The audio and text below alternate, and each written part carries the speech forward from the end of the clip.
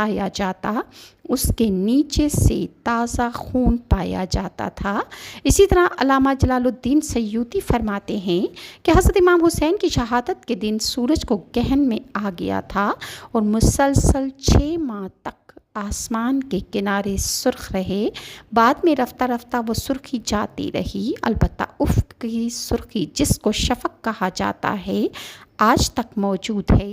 یہ سرخی شہادت امام حسین سے پہلے کبھی نہیں دیکھی گئی تھی۔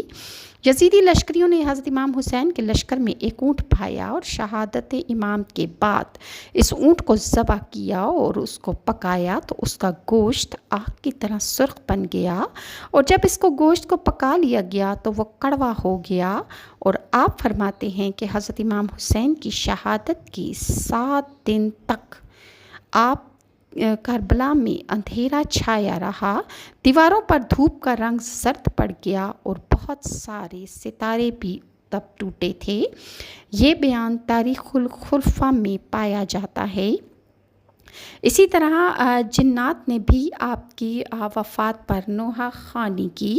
ابو نعیم نے دلائل النبوہ میں حضرت ام سلمہ کی زبانی لکھا ہے کہ میں نے شہادت حسین پر جنات کو اشک باری اور نوحہ کرتے دیکھا۔ ثعلب نے امالی میں ابی حبان کلبی کے حوالے سے لکھا ہے کہ میں نے کربلا میں جا کر ایک معزز عرب سے دریافت کیا کہ کیا تم نے جنات کو گریہ زاری کرتے سنا ہے کبھی؟ اس نے کہا تم جس سے چاہو پوچھ لو، ان کی گریہ زاری ہر ایک نے سنی ہے۔ میں نے کہا جو کچھ تم نے سنا ہے وہ مجھے بھی بتاؤ۔ تو اس شخص نے کہا کہ جب امام حسین کو شہید کیا گیا تو جنات نے بہت زیادہ گریہ زاری کی اور انہیں بھی اس کا بہت دکھ ہوا۔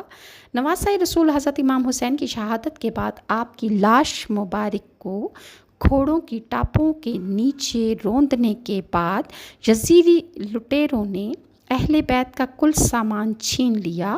اس وقت خانوادہ نبی میں زین العابدین بیمار تھے اور جس وقت شمر کی نظر ان پر پڑی اپنے سپاہیوں سے کہا کہ تم نے اس کو کیوں باقی چھوڑا ہے، اس کو بھی قتل کر ڈالو۔ ایک شخص حمید بن مسلم کے دل میں اللہ نے رحم ڈال دیا، اس نے کہا سبحان اللہ، یہ بیمار اور کم سن ہے، اس کو قتل مت کرو۔ اتنے میں ابن سعد آیا اور اس نے کہا کہ کوئی شخص عورتوں کے خیمے میں نہ جائے اور جو کچھ مال تم لوگوں نے لوٹا ہے اس کو واپس کر دیا جائے، لیکن کسی نے بھی کوئی چیز اہل بیت کو واپس نہ کی۔ اس کا بیان طبری میں موجود ہے۔ اس کے بعد عمر بن سعد نے تمام